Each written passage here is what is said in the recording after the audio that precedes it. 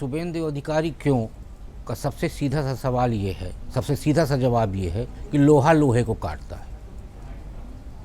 और शुभेंदु अधिकारी को मुख्यमंत्री बनाने के पीछे मुझे लगता है भारतीय जनता पार्टी की सोच ही वही है, क्योंकि विपरीत परिस्थितियों में जो कठिन फैसला ले सके ऐसे मुख्यमंत्री की आवश्यकता थी।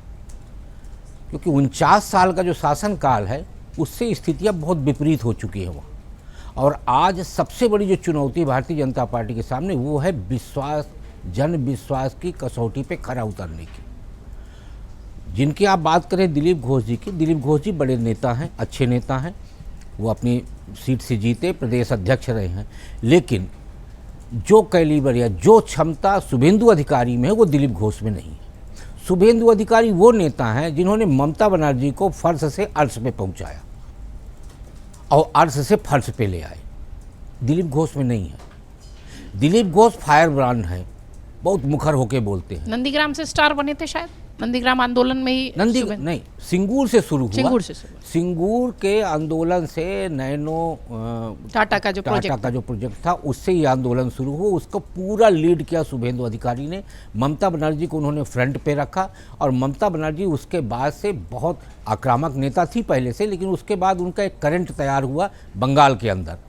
और उसके बाद जब नंदीग्राम का केमिकल फैक्ट्री का आंदोलन हुआ तो उस नंदीग्राम आंदोलन में भी शुभेंदु अधिकारी ही ड्राइवर थे और ड्राइवर होके सारथी बनके उन्होंने ममता बनर्जी को फर्श से अर्श पे पहुंचा दिया। और उसी दो आंदोलन के चलते 2011 में ममता बनर्जी यानी तृणमूल कांग्रेस एक बड़ी जीत के साथ बंगाल में शासन पे आई। और वही शुभेंदु अधिकारी नंदीग्राम और भवानीपुर में ममता बनर्जी को हरा दिए। तो इससे ताकत का अंदाज़ा लगता है कि शुभेंदु अधिकारी कौन है।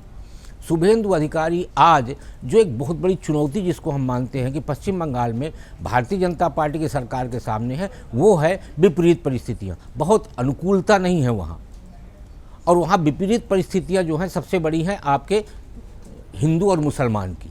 ठीक है, शुभेंदु अधिकारी ने कहा, लेकिन किसके लिए कहा? क्या उन्होंने सारे मुसलमानों के लिए कहा या उन लोगों के लिए कहा जिनको पोषित किया गया है पिछले 34 साल और 15 साल में? तो एक हमें जब देखते हैं तो देखते समय हमें ये जरूर स्पष्ट करना पड़ेगा कि वो किसके बारे में कहा गया। सर, वो हिंदुओं के लिए बात की है, वैसा स्पेसिफाई तो नहीं किए थे कि मैंने मुस्लिमों के लिए नहीं। उन्होंने कहा मैं हिंदुओं के लिए काम करूंगा क्योंकि उन्होंने मुझे वोट दिया। लेकिन तब वो चीफ मिनिस्टर नहीं थे। और हर राजनेता अपने मतदाता को एड्रेस करता है। यदि मतदाता को नेता प्रतिपक्ष यानी प्रधानमंत्री के समतुल्य होते हुए माननीय राहुल गांधी जी भी यदि इसी तरह का एड्रेस करते हैं तो शुभेंदु अधिकारी तो उस समय पर नेता प्रतिपक्ष थे और नेता प्रतिपक्ष के तौर पे उन्होंने भी एड्रेस किया। लेकिन आज वो मुख्यमंत्री बन गए हैं तो क्या वो तोप चला देंगे क्या पूरे पश्चिम बंगाल में या मुसलमानों पे? ऐसा नहीं होगा ना, क्योंकि जिम्मेदार पद पे बैठने के बाद इंसान जिम्मेदारी से काम करता है। और शुभेंदु अधिकारी भी पश्चिम बंगाल में। दूसरा, आपने जो कहा कि भारतीय जनता पार्टी की सरकार व्यवस्था कैसे बनेगी? तो व्यवस्था के लिए भी वही स्थितियां हैं कि व्यवस्था तब बनेगी कि जब आपके सामने एक निर्णायक व्यक्ति होगा और वो निर्णय लेगा, अच्छे निर्णय करेगा। तो वहाँ पे दो चीज़ें बहुत महत्वपूर्ण हैं, एक है सुरक्षा, दूसरा डेवलपमेंट।